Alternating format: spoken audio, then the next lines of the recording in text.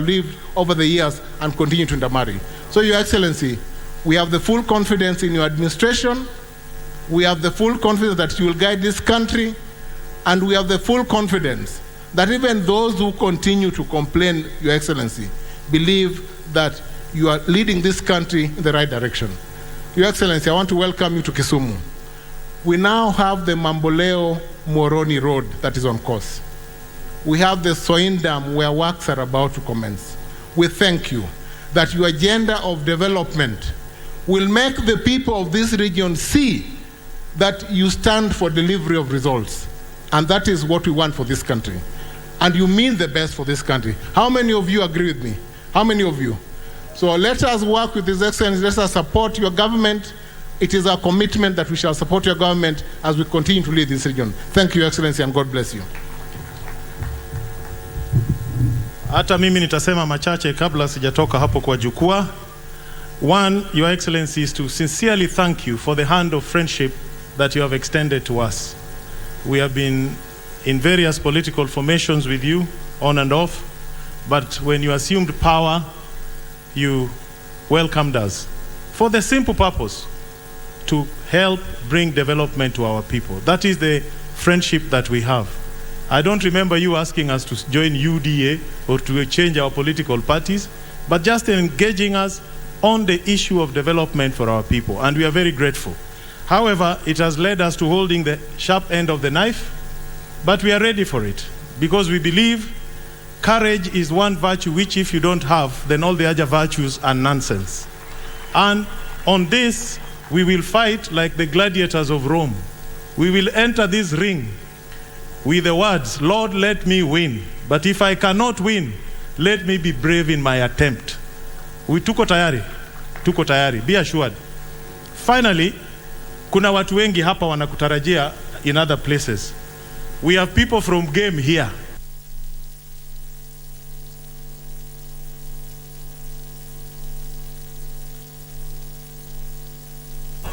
Watu wa Suba wako hapa. I don't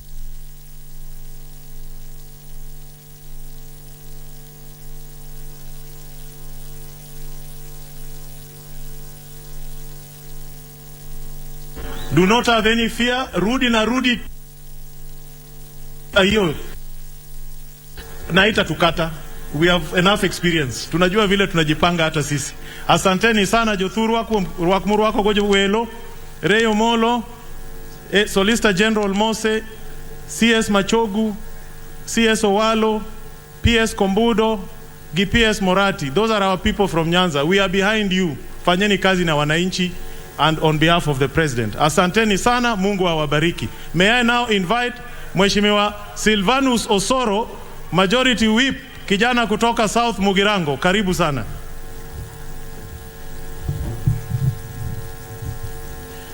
Your Excellency, the President of the Republic of Kenya, Your Excellency Rigiji, and the guest of honor of today, Daktari Raymond. Yangu ni machache sana, ni kukaribisha nyote hapa Nyanza na pia kuwaonyesha wabunge ambao wamekuja kukongratulate Mheshimiwa Raymond. Kwa heshima kubwa, Your Excellency, ningeomba wabunge wote ambao wamekuja for this occasion tusimame juu tafadhali. Wabunge wote. Wabunge wote. Your Excellency, utaniruhusu hapa inaweza kuwa makosa sana. Nimeona wabunge kutoka area ya Nyanza kama wote wamezungumza except Mheshimiwa Nyamita. Nyamita njoo hapa tafadhali dakika tu moja. Ndio wengine mketi kidogo dakika tu moja because nikiwa nimesimama hapa inaweza kuwa mbaya sana.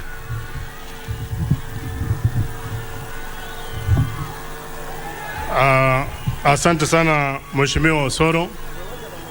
Your Excellency the President, the Deputy President, the Cabinet Secretary is present, and the PSAs and all dignitaries. Nyasaye ber, seche duto.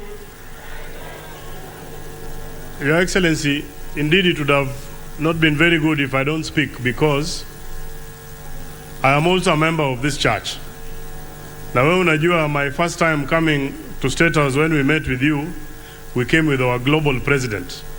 And you know the instructions alipeana hiyo siku. Leo tumekuja hapa and it's a Sabbath day, is a very special day for us. Na umesikia hata mahubiri yetu, it is clinically and scientifically delivered. Sio hii ingine. Hawa watu kwa hii kanisa yetu, all the pastors must go to the university, hata ndo wameita vice chancellor wanaona hapa. Kwa hivyo hata kama mimi najua waziri Kindiki anasumbuka na ile sheria, chukua script kutoka hapa kwa hawa watu wa kanisa wakwambie how to run a proper church. And thank you very much for the powerful words. Your Excellency, we want to thank you for visiting this region, particularly Homa Bay. I thought it was 3 times, but I've been told it is 4th time that you're coming here within a year. We continue to welcome you. Wengine wetu tuko under a lot of pressure. Msikia Mheshimiwa Jalango amesema tumeitwa disciplinary committee. Mimi nimepata barua yangu. Makosa nimeandikiwa ati nilikuja kwa ofisi yako kuona the President of the Republic of Kenya. Baada hiyo tukaenda kwa Deputy President. Sasa mimi nashindwa. In my day-to-day running of activity, I am a member of parliament in the National Assembly. I oversight your government. We interact with you even in committees of parliament through your officers. What is wrong in me discharging my duties in asking you within the vastness of the nation, as you are considering other regions, ukumbuke watu ya Migori na watu ya Nyanza? Iko makosa? Benitie makosa kanyo. Lakini sisi tutaenda. The next thing I wanted to tell you, Your Excellency, kabla ukuje hapa, and I think it's a very big issue, watu wamekuwa wakisema hapa. At our border in Sondu, in fact, that is the latest thing watu wanajaribu kusensationalize around this area. Atio watu kutoka Kalenjin wanaua Wajaluo pale Sondu. Sisi na nyinyi ni Nilots. Sisi ni mandugu na tumekaa kwa amani. Today you are here. I spoke to the CS Interior. He said he was there in the morning. Your Excellency, you are here. And I think part of that sensationalization, hiyo kuiweka watu waanze kuona huruma, ilikuwa ni kwa sababu your PS for Interior was having a homecoming. I am sure the Senator for Kericho is here, the Senator for Kisumu is here, and all of us leaders from this region, including your good self, Your Excellency, tusaidie hiyo mambo iishe kabisa, au watu wakae chini, hiyo mambo ya conflict ikuishe. The other thing I wanted to say, and this I want to say on behalf of the church, Your Excellency, kanisa yetu limetushikilia sana, and it's a very predominant church around this area. Wakati walikuwa hapa, ulisikia wakiintroduce hapa tuko na ma-presidents, alafu waka-introduce iko jamaa yao ya protocol. Pastor Ken, hebu simama. Pastor Ken yuko wapi? Kuja hapa rais, hata uende msalimie. Huyu, this is the gentleman who organizes the church. Anapanganga hata hawa watu wengine wote. Mimi najua unatupenda, umetupatia Raymond. Ukipata nafasi mahali kidogo hapo, Your Excellency, kumbuka huyu Pastor Ken, weka yeye mahali hapo akae. Akwayo kusoka kwayo. And finally, on issues economic in this area, vile wamekwambia mambo ya samaki and cotton in this area, mimi natoka pande ya Sugar Belt. Tusaidie ile factory ya sukari ikuamue, watu waanze kupata pesa. Mwisho, tumekaa na wewe more than 5 times. There is not a single time in any of those meetings ambayo umeongelesha sisi mambo ya siasa. Many people think here every time that we seek even an appointment to come, unatuongelesha mambo ya siasa. You have always asked us, ni nini unataka tufanye? You came to my constituency. There are promises that you made. I want to report here, Your Excellency, that we are making very good progress with your officials. And after thinking about another 2 weeks like this, I'll be seeking the Minister for Health and the Prime Cabinet Secretary, wanakuja kufungua pale groundbreaking, hospitali inaanza kujengwa. Wewe kuja tufanye maendeleo, wengine wataongea, ikifika usiku watalala. Asanteni sana. Dakika moja yako imekuwa 5. Dakika moja, Mheshimiwa. Your Excellency, the President of the Republic of Kenya, Your Excellency, the Deputy President, all protocol observed. I want to thank you for 3 things. First, for giving Ray a job. And Ray, the Bible tells me in the first book of Thessalonians 5, 16, 17, 18, give thanks, rejoice, pray until something happens. I, as your friend, I call upon the Lord to bless you. As put in the 1 Chronicles 4 verse 9, the prayer of Jabez. May the Lord expand your territory. Your Excellency, secondly, I want to thank you for nominating the Chief of General Staff from Siaya, Francis Ogola. We are very happy with you. Number 3, for nominating C.S. Owalo. Your Excellency,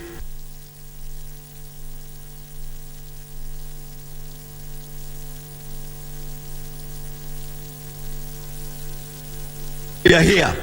I'm sure in the next be right. Your Excellency, Karoli heard what I was saying in the morning. For the first time in the history of Kenya, all the MPs in Kenya, they're not talking about it. We have received CDF by the 10th of July. Nobody, for 5 years I was in Parliament, we always received the last batch in October. And people, even those who are talking about taxes, the counties have already received all their monies. And they are saying don't collect tax. I challenge them. If they really believe we should not collect tax, they should not tax our mothers in the markets. I'm challenging them because they cannot talk left, right, and they're getting money direct from your government. Your Excellency, I believe we are on the right track, we are on the right direction, and we will be judged correctly. You know what Jala said? Our team, they have been given 1 letter each. I am the only one who has been given 2 letters. I'll be told to, I'm summoned on Tuesday and summoned on Wednesday. I know why they are summoning me. Tutakutana huku mbele. Asanteni sana. Finally, Mheshimiwa Bor. Your Excellency, Dr. William Samoei Ruto, CSS, Deputy President, yangu itakuwa machache sana because of time. Your Excellency, mine is just to thank you for appointing our son and my friend, Dr. Raymond Omolo, as a PS Internal Security. As an MP from this area, Your Excellency, tunajua umeingia kazini saa ile mawimbo yako mengi. Wewe kama captain wa hii vessel inaitwa Kenya, tunakuomba mheshimiwa, ukai tuna nguvu kudhibiti meli inaitwa Kenya na endelee mbele. Dothura untie. Adamo na wach kama. Apaka ngeny kosok ngeny. Apaka ngeny lo kamano. Uyena mwana tigi rais kosok kitwa kitigi rais. Jadi moja mwana tigi rais mwana kenu maendeleo Nyanza ka. Mtukufu rais amesema wametupatia idhini tufanye kazi na wewe na tulete maendeleo hapa Nyanza. Asante sana, karibu Nyanza. Aya, asante sana. Sasa hao wameisha kwa sababu ya muda. Wale waheshimiwa tena sasa tafadhali tusimame ni waseme tu majina. Simameni sasa. Aya. Huyu kutoka Patrick Chuka Igamang'ombe, mbunge wa Chuka Igamang'ombe kule Tharaka Nithi County, keti chini. Mpuri Aburi kutoka kule Meru, Noopeu, keti chini. Mheshimiwa Nelson ambaye sasa nasikia hapa ni anti zako kutoka Belgut. Mheshimiwa Kitayama Marwa kutoka Kuria East. Yeye anajulikana. Huyu nywele nyeupe kutoka kule Meru, hebu geuka kabisa mheshimiwa, watu wakuone. Asante sana Mheshimiwa Rindikiri. Mheshimiwa kutoka Limuru, Lari. Mheshimiwa kutoka Lari, Kahangara. Asante sana, keti chini. Mheshimiwa Dido Raso kutoka Marsabit. Asante sana. Mheshimiwa Tongo na introduce wa mwisho huyu Mheshimiwa Hussein, yes, kutoka kule mwisho Northeastern, the other part.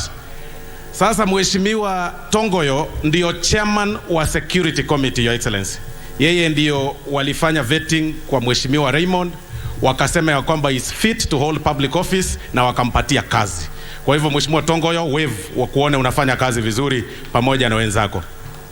Your Excellency, niseme kwamba hii area yetu ya Nyanza, because watu wengi usema Nyanza, wanasahau sisi kama jamii pia kutoka sehemu ya Kisii tuko ndani ya Nyanza. Hii area yetu yote ya Nyanza tunataka kukushukuru sana kwa heshima sana, kwa sababu ya zile vitu ambazo na zile appointment ambazo umetupatia. Huyu Mheshimiwa Raymond, wakati wakati ya kura, Your Excellency, tulikuwa tunakutana na yeye, and it was not fashionable to even appear ya kwamba umevaa kofia ya yellow. Wakati huo tulikuwa tunakutana na Mheshimiwa Raymond, anatuambia tujikaze, anatutafutia kitu kidogo kwa mfuko, tunaweza kukampeni pamoja, anatuwekea gari mafuta sometimes. And today we want to appreciate you big time, Your Excellency, for rewarding those people who work hard for this government. Thank you very much. Your Excellency, kidogo kuna challenge watu wanashinda wakizungumza, haswa kwa sababu ya hii maneno ambayo inaendelea katika hii nchi, kwa sababu ya kupoteza kura. There are two things that people do not know.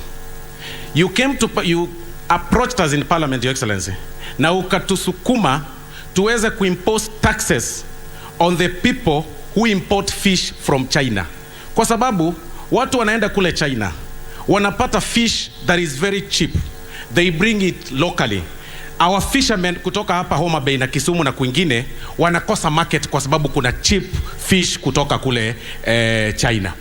Ukakuja ukasema kwamba we raise taxation on the fish importation, ndio tuweze kupandisha kidogo wale local farmers waweze kupata mahali pa kuuza. That cheap importation of fish ndio ili cost watu wa hii area, factory industry ambayo ilikuwa hapa ikafungwa kwa sababu hakukuwa na market ya kuweza kuuza fish cheap ilikuwa inakuja. Tunakushukuru sana. Lakini kuna maneno kidogo, Your Excellency. When you look at Mheshimiwa Raymond, kuna watu wanamwangalia, wanaona kwa sababu yeye ni mpole, kwa sababu yeye ni humble, kwa sababu hana maneno mingi, anaenda kanisani, wanamdharau zaidi. Wanaona ya kwamba hata wakiandamana hizi area zote yeye ndiye anaweza umia. Your Excellency, tunakuomba ujue ya kwamba watu wa hii area hawana ubaya na wewe, ni element tu kidogo ambayo inatumwa kwa barabara kuja kuangamiza watu wengi ambao wanakusupport. Most of these people support you from the entire region ya Nyanza, and we support you. Hizo mipango zote ambazo umeweka, mipango za Hustler Fund, hata hii ya walimu ambayo inakuja, tunakuomba kwa heshima barua nyingi pia zikuja hii sehemu, ndio watu wetu pia waweze kupata kazi. Kwa hayo mengi na machache, Your Excellency, wacha nichukue fursa hii nialike the majority leader wa Senate aweze kuzungumza machache. Asante. Your Excellency, the President, William Ruto, Deputy President Rigathi, viongozi, chief guest wa siku yetu ya leo ambaye tumekuja kumshabikia Dr. Raymond Omolo together with your family, wakaaji wa Kanyipir na Homa Bay kwa jumla. Naomba niwasalimie Jothuru Wauntie, Nyasaye Ber, Sechete. Asante. Ningeendelea zaidi na Kijaluo, lakini His Excellency the President atapotea kidogo, anataka asikie kila kitu ile mimi nasema. Your Excellency, kabla nizungumze, kuna senators ambao wamekuja kumpatia mkono wa baraka ndugu yetu Raymond Omolo who are here. I just want to request them to stand, just like our colleagues in the assembly, about 2 or 3 of them.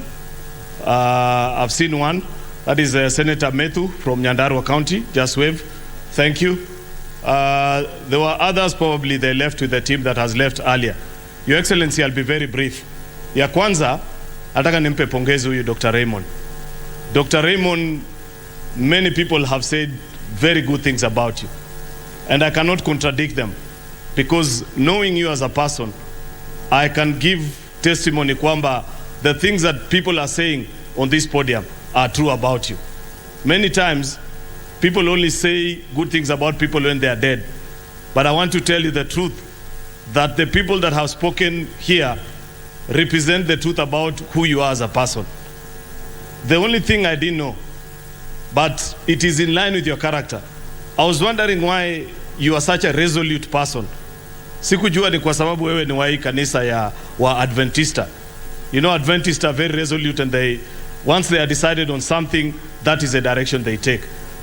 That is why Your Excellency Raymond, many people may have forgotten that this Raymond was a CEO in the previous administration, or Lake Basin Development Authority, at a time when it was very unpopular to even become friends with you and talk to people like us. But Raymond used to be an occasional visit.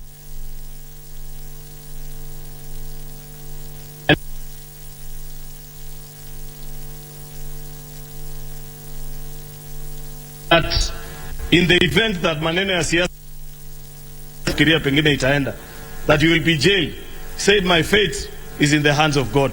And true to that faith, we are here to celebrate you, Raymond, because of that, being a man of.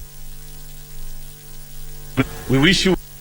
Mimi nimeleta mkono wa baraka from the people who serve with you in the Senate to tell you that we shall support you, we shall work with you in all the work and the duties that you do. Wewe count on our support. Mwisho, Your Excellency, nikaribia kumalizia. Nimwambie tu huyu Raymond. Unajua saa nyingine watu wanaweza zungumza hapa siasa, waseme ni kama unajua hapa Homa Bay pengine rais akupata kura mingi zaidi ama kitu kama hiyo. You know, Your Excellency, as a politician, you are the sum total of all the people that made you who you are over the years. Sio kura moja peke yake inaamua who you are. I want to remind you, Your Excellency, that before 2007, many people did not know you in this country. But you went around the country as a staunch member of ODM, hii chama ambaye imezungumziwa hapa. And these people of Homa Bay voted for ODM to the last man. It is courtesy of their votes that you formed government, became Minister for Agriculture, and that became the platform upon which the people of Kenya knew of your abilities. Kwa hivyo saa ile wewe unapanga mambo ya Kenya, ujue hawa watu wa Homa Bay ni shareholders kwa success yako pia. Wasikumbushwe tu ile kura ya juzi peke yake. They made a contribution. Mimi nilikuwa nasema hivyo so that also Raymond knows, because Raymond is a Christian. Raymond, when you go to sleep today, read Acts chapter 1 verse 8. It speaks about being a disciple and a witness. Na inasema unaanzia Judea to Samaria before you go to the rest of the world. Hapa Kanyipiri and Homa Bay, this is your Jerusalem. This is where you're supposed to start all the good works. As you sit on your beautiful desk in Arambe House, my friend, ukipanga vitu ya Kenya mzima, ya Kanyipiri, watu wa Homa Bay, usipitishe hiyo makaratasi, my friend. Unanisikia vizuri, Raymond? I give you permission because sisi ndio tuna oversight kama bunge. Tukukuja tuambiwe hii vitu ilikuwa inatoka opina, ni kama Raymond aliweka mkono mzito kidogo ikaelekea Homa Bay. Kwani iko makosa gani? Si kila mtu kuna pahali ametoka, kama mnasema aje watu wa Homa Bay. Kesho saa ile wanaandika polisi, wewe gawa hakikisha imeenda Kenya, lakini pia ikuje baka hapa Kanyipiri. Jaza askari wa polisi hapa baka mtu akifikiria kwenda maandamano anastuka peke yake. Sababu kijiji mzima imejaa polisi. Ama mnasemaje? Si ni hivyo? Kwa hivyo Raymond, that's why I have come. Unajua Your Excellency, pole nimetetea watu wa Homa Bay sana. Unajua tumeambiwa na Hesbon. Hiyo Belgut tunasikia wanataja I come from Belgut. Kwa hivyo nikiwa hapa mimi niko Ankawaya. Yaani niko kwa Kawaya. Si ndio? Kwa hivyo waja hao ni cousins wangu, waja ni watetee kidogo. These are one people. We will live together. Hii challenge ambayo iko hapa ya siasa kidogo, hii ni mambo ya wadosi tunapigana huko juu tu kidogo. But as a people, even that challenge ambayo tuko naye pale Sondu, it's just a few criminal elements who are taking advantage of the political situation. But I want to appreciate what you, Raymond, together with your CS Kindiki have done. You have landed there today and you have given firm instructions to your security team kwamba wahalifu wao ambao wanachukulia advantage ya hii political situation washikwe ili our people continue to live peacefully. Sondu has been a peaceful town. Growing up as young people in this region, that was our biggest town ambayo tulikuwa tunajua. Watu wa Homa Bay, Kisumu, Kericho, that Sondu is where we used to be to do trade and business. This tunawapatia maziwa, hawa wanatupatia jambi na maisha inaendelea. Hii upuzi kidogo ambayo imetokea, tafadhali CS Kindiki, PS Raymond, maliza ili watu wetu waishi pamoja kwa amani. Mwisho tu, Your Excellency, huyo Chanda mentioned something very special and I will be remiss if I don't mention it. He said that as president, please remember, as you plan the economic revival of this country, make sure that the Lake Region Economic Bloc is part of the regions that you'll revive. And I celebrate because in the plans that you have made, this Lake Region is part of the plans that you have talked about. Huyo Sora ameguzia mambo ya the maritime and fishermen economy, that we put excise duty on anybody who wants to import fish in this country. I know even for a fact, it is not a disputed fact in this country that in any part of this town, the best carpenter kwa any town in this county, hata kwa kina Rigiji kule Nyeri, kwetu Kericho, are people from this part of the country. And what have you done about it?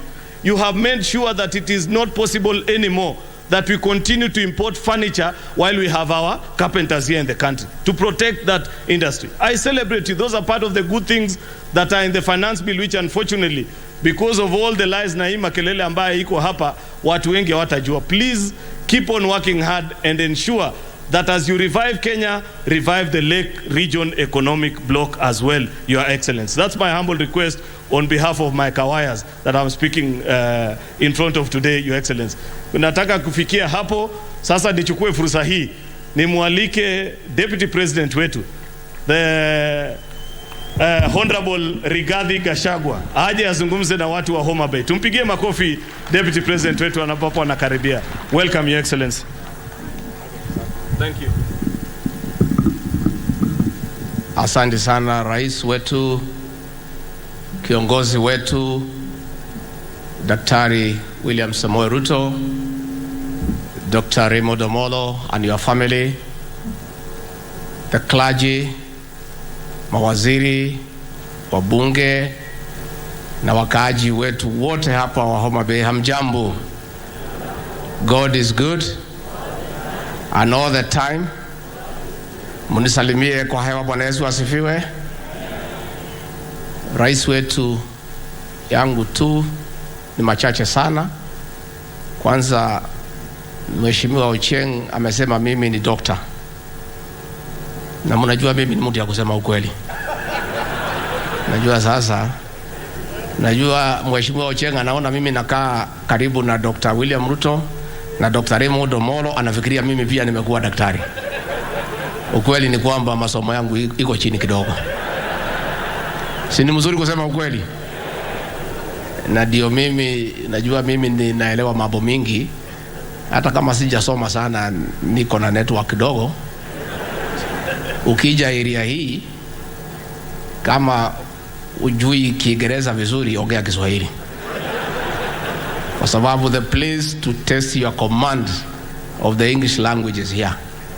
Sasa ndio umeona kina Professor Kindiki wanaongea, wacha mimi nikae hapo kwa Kiswahili, kwa sababu ninaweza jipata kwa matatizo. Your Excellency, tunataka kusema tumefurahi sana kufika hapa kwa ibada ya shukrani, kumshukuru Mwenyezi Mungu kwa yale mema ametendea huyu Dr. Raymond Omolo. Huyu kijana wenu, mimi nataka nitoe hakikisho ya kwamba tukifanya kazi pale na yeye na rais, hapa ako kidole, nako sawa. And Your Excellency, we don't want to praise Dr. Raymond Omolo because he is here, but we just want to be truthful. Among the many choices that you made in your government, Your Excellency, the choice of Dr. Raymond Omolo as PS Interior was right and spot on. He has brought objectivity in that office. This guy is calm, cool and collected. Hana kiburi, hana maringo, hana uchochezi, and he has redefined the office of the PS Interior. He has brought sobriety. He has brought honor and dignity to that office. His predecessor, the man he replaced, was full of abuse, arrogance,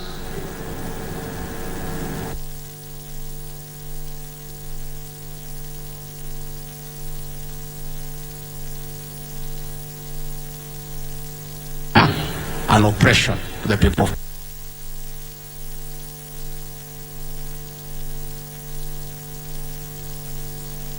Instead of the office being the source of fear to the people of Kenya, people go to that office to look for hope.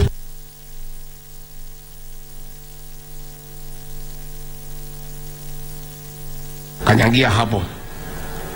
Mimi naangalianga naona mbali kidogo. Huyu kijana hapo mbele mambo yake naona iko sawa. Ningeomba mumuombe, mtamuombea. Hold him in prayer. And we want to thank the church, his parents, his ancestors, his siblings, and the people of this village for good upbringing. Sisi tunajua mtu amelewa vizuri. This young man has been brought up well, and we want to say thank you. Na anasaidia rais, na mimi mwenyewe ananisaidia. I am very happy. In one time, Your Excellency, you have asked me to do something when you are away. When I talk to PS Omolo and he says, consider it done, it is as good. And therefore we all enjoy working with him. Kwa hivyo, mimi sitaki nisidi kupita hapo. Ningetaka kuambia nyinyi, huyu rais kwa appointment ya huyu Omolo alinichenga kidogo. Si mnajua mimi ndio custodian ya shares katika hii serikali. Muko na habari?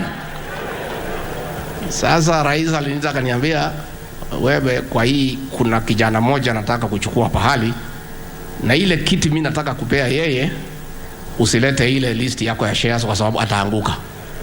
Hii nikubalie tu tafadhali, because sisi ni marafiki. For this one, don't apply that formula because he will not make it. But I want to promise you that he is a good man, na wewe mwenyewe na Wakenya watakuja kufurahia. Mimi kwa sababu rais tumetoka mbali, sinajua Waswahili wanajuana na vilemba, nikaelewa haraka, nikaweka mambo ya shares kando, huyu akakuwa PS wa Interior. Had other shareholders been asked, hiyo kiti ya Interior haingekuja hapa. Huyu rais anapenda nyinyi. Maybe ni hiyo maneno ya huyu alitoka Kericho akaolewa hapa, I don't know, but he loves. Is the heart of government. And I also want to confirm the PS and the CS Professor Kindiki, they have a good working chemistry, and that is why we are making progress. When Kindiki is far away, Omolo takes charge of Harambee House, and he takes care of all of us, and we really want to say we are very appreciative. Bora tu hata wewe Dr. Omolo kuna pahali unanihangaisha kidogo, na mimi ningetaka kuomba kanisa na hawa watu wenu muongeleshe huyu PS asinihangaishe pahali ananihangaisha. Mungetaka nimwambie pahali ananihangaisha? Ningetaka muambie tafadhali, huyu Rigiji ni mtu ya kawaida. Ukienda ofisi yake punguza Kiingereza. Kwa hayo mengi, ningetaka kuuliza msimame tumkaribishe Rais wa Jamhuri ya Kenya kwa makofi. Asante. Thank you, Mr. President.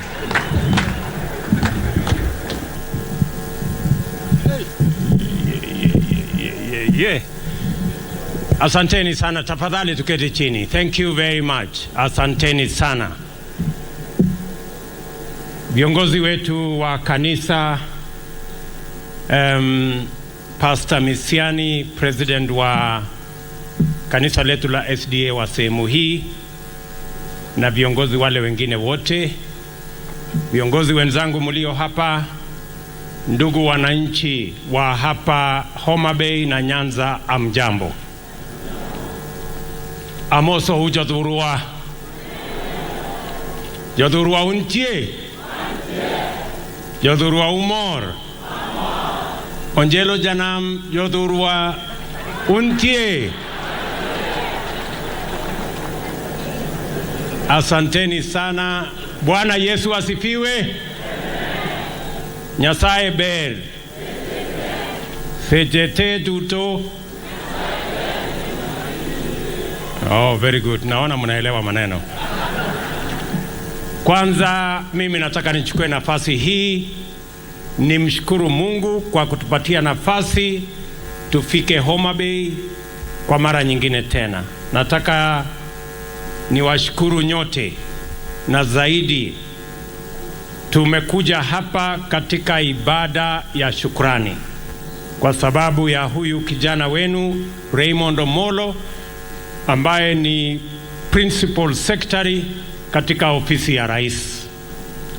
Nimekuja hapa kuwapatia pongezi na shukrani watu wa Kanyepir hapa, watu wa Karachonyo, watu wa Homa Bay, watu wa Nyanza, kwa kunipatia huyu kijana shupavu anisaidie katika kazi ya usalama. Pongezi Raymond for the opportunity you have to serve the people of Kenya. And I have said to all your colleagues and to you that you have an opportunity to serve the people of Kenya, and I am confident because I have worked with you in the past, and for the last almost 8 months you have demonstrated that indeed you deserve the responsibilities that you have today. Pongezi sana, na mimi nataka niwahakikishie watu wa familia yako, watu wa hapa Karachonyo na watu wa Homa Bay kwamba Raymond is a resolute professional and he is doing a wonderful job at the office of the president. Mimi vile vile nataka niwahakikishie vile nilikuja hapa Homa Bay, na mimi najua sio kawaida. Watu wamesema nimekuja hapa Homa Bay mara 4, na ni kweli, na sio kawaida. I know that it is not ordinary. It is not what people expect. It is not normal. In fact, we are upsetting the status quo. Watu wengi wamezoea ile siasa ya zamani, na nia yetu ni kubadilisha ngome ya siasa chafu. Tunataka kuondoa siasa ya mirengo, siasa ya kugawanya watu, siasa ya ukabila, tujenge siasa ya kuunganisha watu wote wa taifa letu la Kenya. Na nimefika hapa Homa Bay sio kwa sababu nimekosa mahali ya kwenda. Niko na mahali mingi ya kwenda.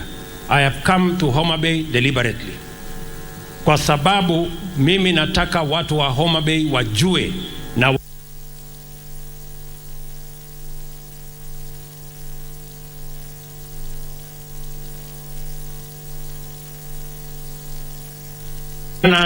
nyinyi, na tutahakikisha ya kwamba Kenya inaendeshwa pango ambayo haiwachi nyuma.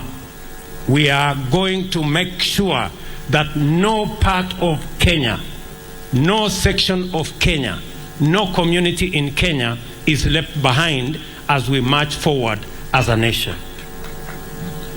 Hii safari ilianza hata kabla ya uchaguzi. Mnajua kabla ya uchaguzi nilikuja hapa Homa Bay nikiwa natafuta kura.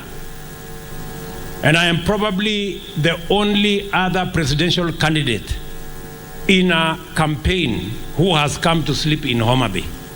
Mimi nilikuja hapa Kadongo, tukafanya mkutano, tukaongea vile mnataka mambo ya Nyanza iendelee mbele. Nikakuja nikalala hapa Homa Bay. Hapo watu wengi walikuwa wananiuliza, wewe unafanya nini huko kwa Homa Bay, huko hakuna kura?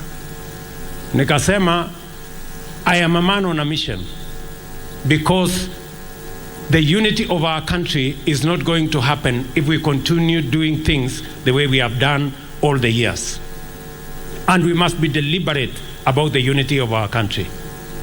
We must be determined about the unity of our country. And that is why nilikuja hapa Homa Bay. We changed the narrative. Nikalala hapa, watu wakajua inawezekana uende Nyanza, uombe kura, wananchi wakusikize, wataamua vile wataamua. Nyinyi mlikuwa mmeniahidi kura nyingi. Nimekuja malalamiko kidogo. Ile mlikuwa tumekubaliana, mlipunguza. Niliwaambia batia ule kompete wangu nyingi, lakini munipagishie kidogo. Lakini yangu mlipunguza sana. So hata ingawa eje hivyo, I will keep my part of the bargain. Si niliwaambia tutatembea hii safari pamoja. That is what we are going to do. Jambo la pili, I am doing this because we want to change the politics of Kenya. Watu wengi hawangejua inawezekana kwamba hata wale hawajakupigia kura unaweza kuwapatia nafasi wafanye kazi katika serikali unayotengeneza.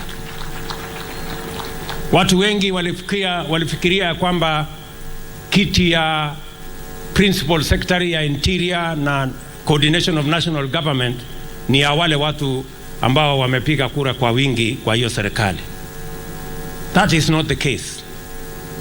I deliberately appointed this young man because I wanted to break the jinx that always these positions belong to certain places.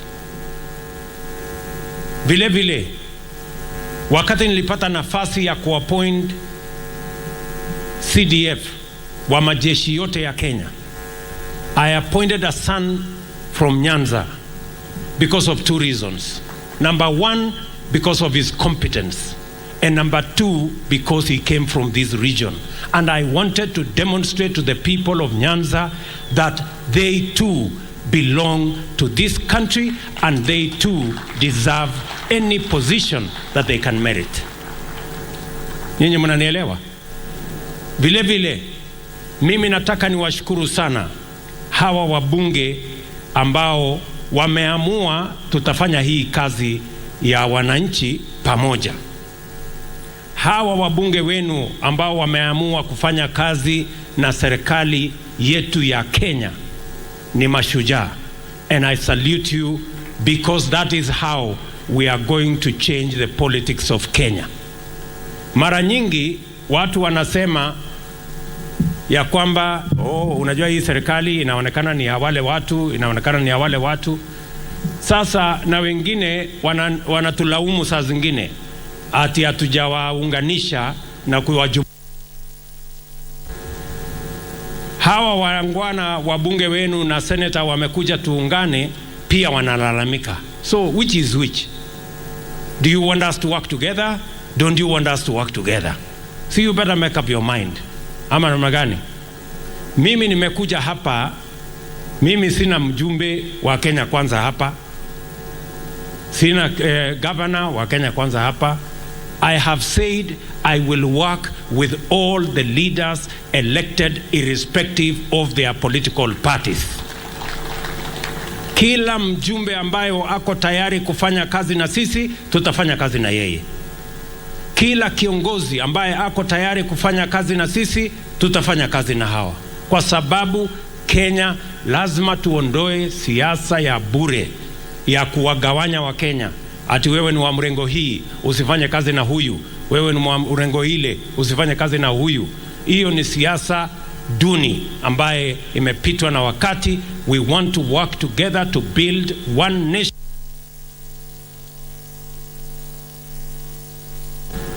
Najua vile vile ya kwamba watu wengi wanashindwa ni kwa nini tunapanga mambo ya maendeleo ya Nyanza. Hapa Nyanza, mimi nilikuja kwa mambo yenu ya maendeleo hapa. Hapa ndio nilikuja kazi yangu ya kwanza ya housing. Nilikuja kulonja hapa Homa Bay. Kweli ama si kweli? Saa hizi kuna vijana karibu 200 wanafanya kazi pale. Program ambayo niko naye ni kwamba we want to come and do at least 5,000 houses in Homa Bay County. Na mimi nahitaji vijana 20,000 watakaofanya hiyo kazi. Vijana wa Homa Bay, muko tayari? Muko tayari?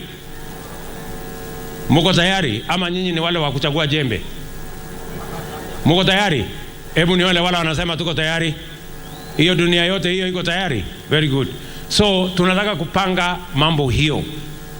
Hapa Homa Bay tumeweka katika hii budget hii ambayo watu wengine wanajaribu kutusumbua nayo. Katika hii budget tumeweka kujenga soko 8 hapa Homa Bay, ikiweko soko ya hapa Karachonyo. Tumeweka milioni 300 ya kujenga fish market hapa Homa Bay.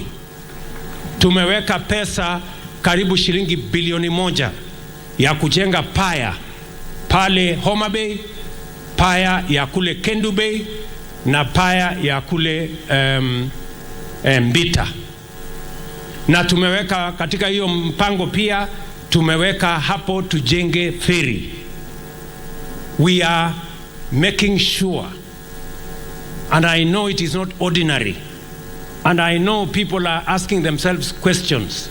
We want to make sure that we eliminate the politics of exclusion.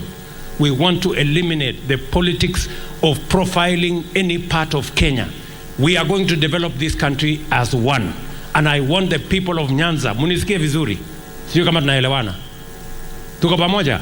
Nataka watu wa Nyanza mjue ya kwamba tutawafanyia kazi. Hii serikali ni serikali yenu, na tutafanya kazi Kenya mzima. Ile tutafanya Uasin Gishu mahali mimi natoka, ile tutafanya Nyeri mahali Rigathi anatoka, ni ile tutafanya hapa Homa Bay, because we want to put to shame the politics of division, the politics of ethnicity, and the politics of profiling citizens this way and that way, and useless political party supremacy. Mnanielewa ndugu zangu? So hiyo mambo yote mimi nataka tukubaliane na nyinyi. We are creating a new foundation for Kenya, a foundation that makes sure that we carry the whole country together. We do not profile anybody, any community, any part of Kenya, any county. We are working together as the people of Kenya. Mimi vile vile nataka niwaambie hawa ndugu zangu, Ochanda ameongea, Jalas ameongea, wamesema ya kwamba wamepatiwa barua ya kuulizwa maswali. Mimi ndio nilikuwa deputy party leader wa ODM. Si mnajua hivyo? Mimi ndio nilikuwa deputy party leader wa ODM. Hata mimi nilipatiwa hiyo barua. Na ukiona umepatiwa barua kwa ODM, unajua mambo yako sasa ndio inaanza kuiva. Mambo yako So Elisha, usikwe na wasiwasi. Kabla hujapata barua ya ODM, mambo yako bado. How to go.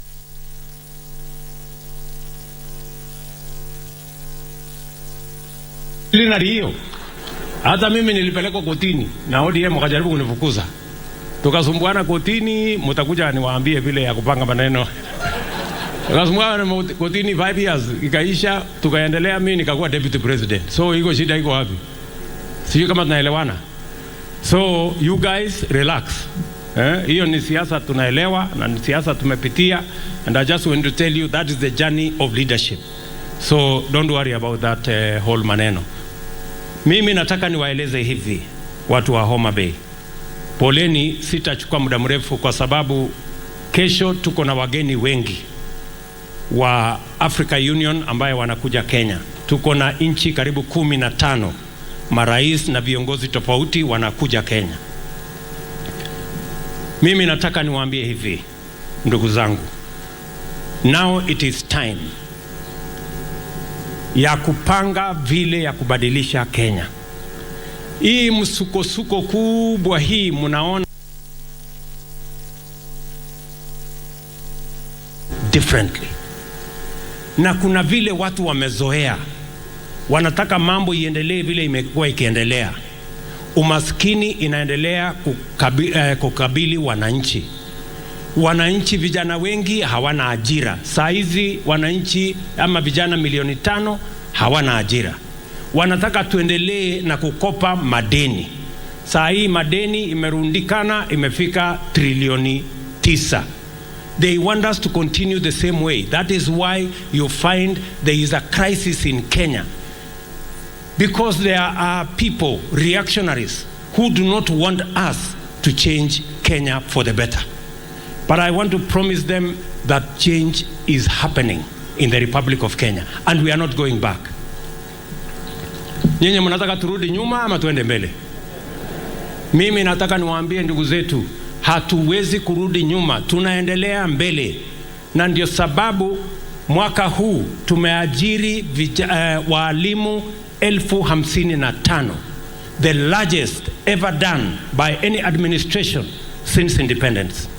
And it is because I stand here as president today not because I come from a prominent family, but because I got the opportunity to go to school like all other children of Kenya. And I want that opportunity to be available to the child of every citizen of the Republic of Kenya. That's why education is important. Katika budget yetu tumeweka bilioni 650 kwa mambo ya elimu. Na tumeongeza budget kwa mambo ya elimu because we are all told, and Raymond mentioned, that education is the greatest equalizer. I am telling the people of Kenya from Homa Bay that we have put a proper plan to make sure that all our children go to school and they find teachers to teach them. And that is the reason we have hired 55,000 teachers in 1 year. That is why we have allocated 5 billion shillings to make sure that 4 million of our children who cannot go to school because there is no food, that we will have a school feeding program so that even the children of pastoralists who ordinarily would not go to school will also have an opportunity to go to school. We have also changed the funding structure so that every child, especially children from poor families, can get 100% scholarship, either in TVET or in our universities, so that we can make sure that the children of everybody have a chance to go to school. Number 2, in this budget, we are deliberate about creating jobs. It has never happened in Kenya. That is why many people are confused. Because watu wamezoea tunatengeneza tu budget mwaka hii. In fact, mtu mmoja alikuwa ananiuliza, hii finance bill umetoa wapi? Kwa sababu watu hawajazoea kusikia ati kuna kitu inaitwa finance bill. For the first time in Kenya, watu wamejua there is something called finance bill. But this finance bill has been there since independence. But this is the year we have had a conversation about taxes, about finance bill, because we want to change the nation, and change doesn't come easy. Nyinyi mnanielewa jameni? So mimi nataka niwaambie hivi, we are deliberate about creating jobs. Vijana tuko nao Kenya ni vijana karibu 500,000 hawana ajira. Ni kweli ama si kweli? Mimi nataka niulize hapa Homa Bay, kwani vijana wenu wote wamepata ajira? Si vijana wengi hawana ajira? And we must be deliberate about creating jobs. Jobs will not happen. Haiwezi tu kutokea hivi. Lazima kuwe na mpango. Tumepanga vizuri. Huyu Eliud Owalo, tumepanga na Eliud Owalo, hata saa hizi tumefungua ICT ya hii shule. Saa hii tunaweka fiber optic kutoka Kendu Bay mpaka hapa kwenu. Because we want to create digital jobs.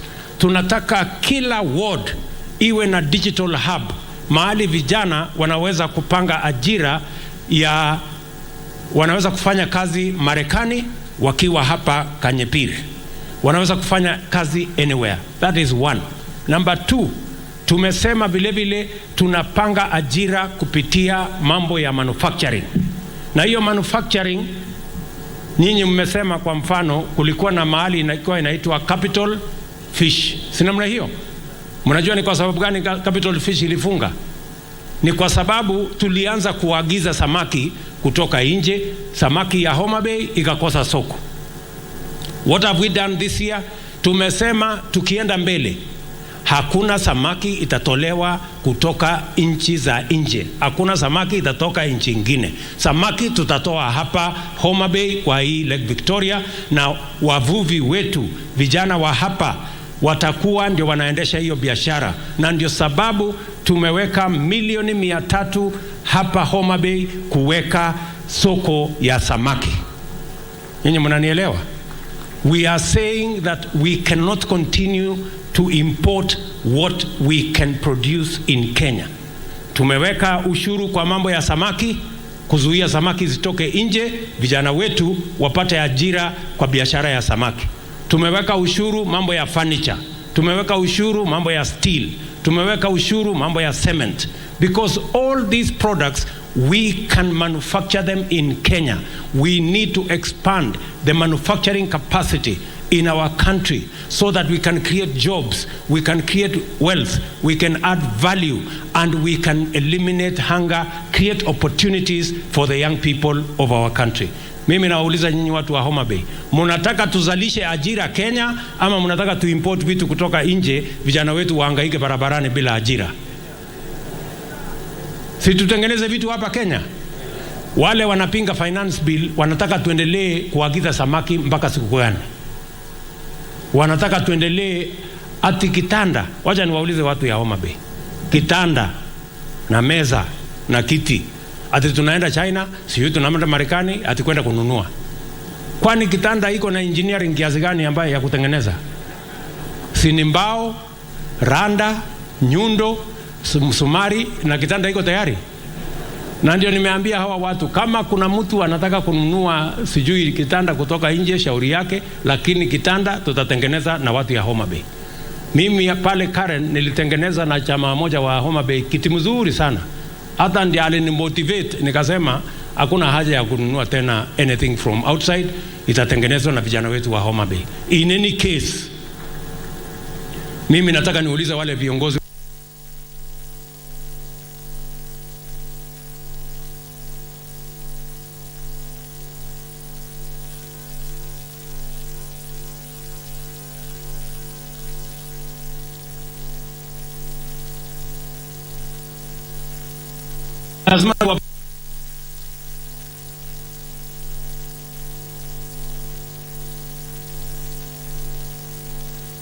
we must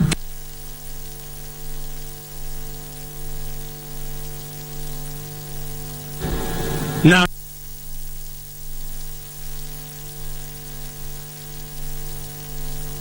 na kupanga maandamano ati unga itateremka namna gani? Kwani wewe ni magician? Hata kwa dawa, hata kwa uganga itateremka aje? Kupanga mambo ya unga ni ile tumefanya this year. Tumepatia wakulima magunia milioni 4 ya mbolea. Wakulima wamezalisha chakula. Ukitembea Kenya mzima, wakulima wamefanya bidii mpaka wameongeza another 200,000 ya sehemu ya kuzalisha chakula. In another 2 months, maximum 3 months, tutakuwa na chakula Kenya ambayo hamjawahi kuona, because we have done the right thing.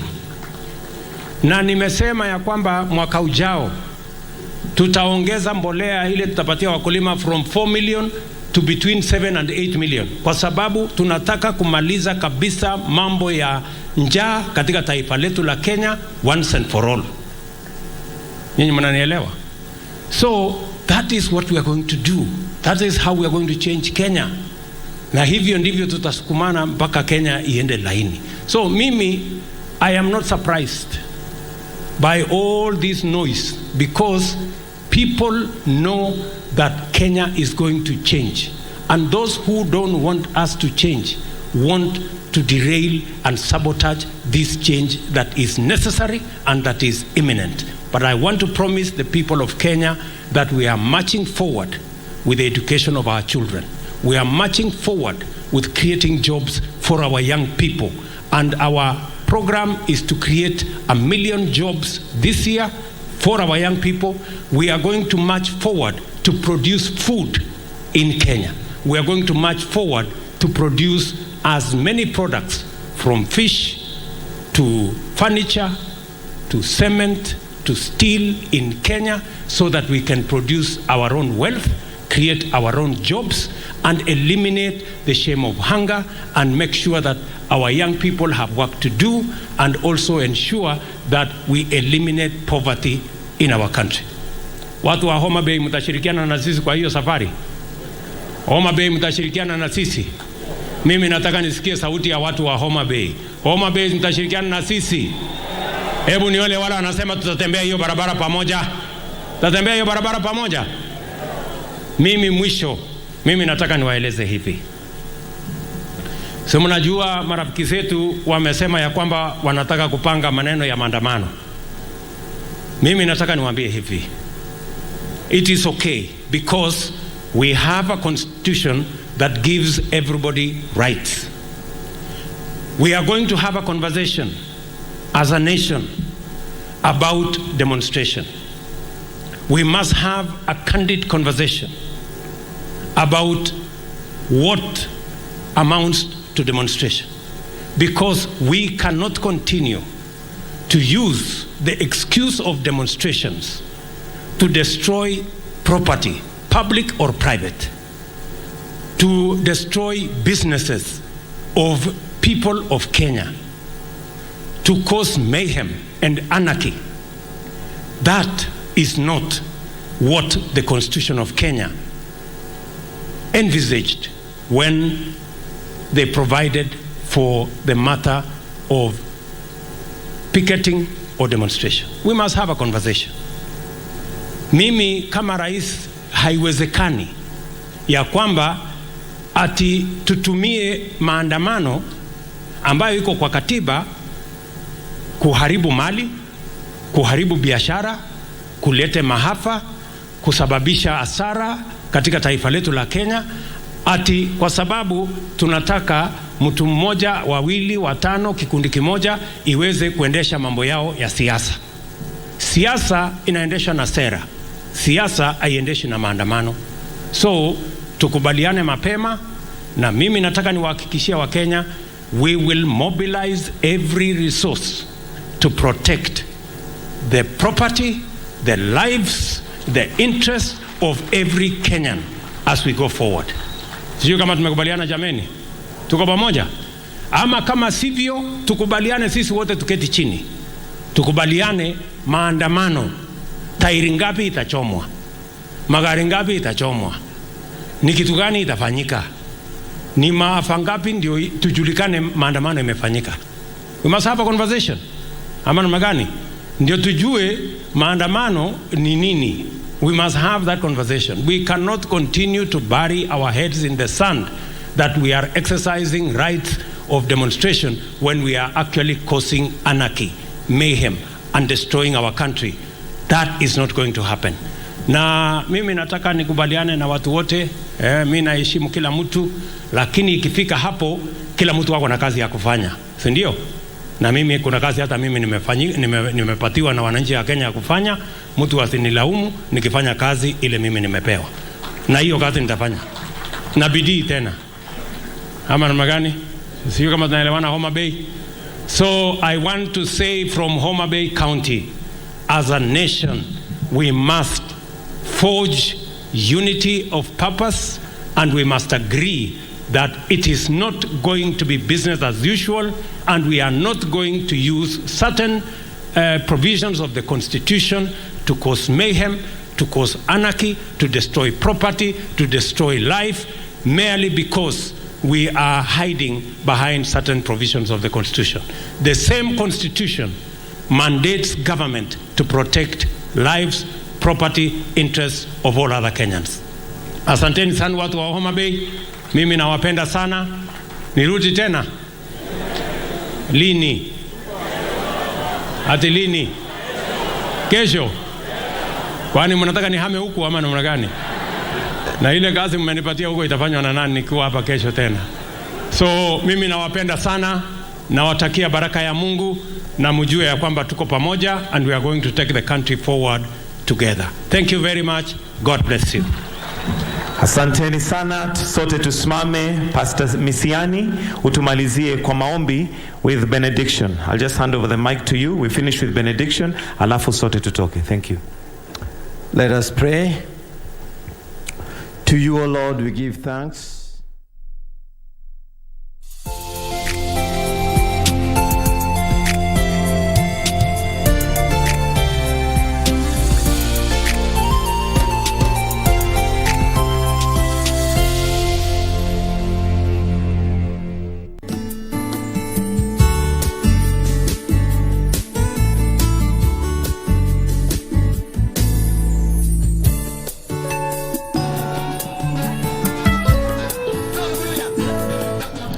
A building nation demands hardworking citizens who, no matter the profit or the salary, will work for the love of their jobs and for the nation. What makes the difference to the great morale is how people relate to one another in their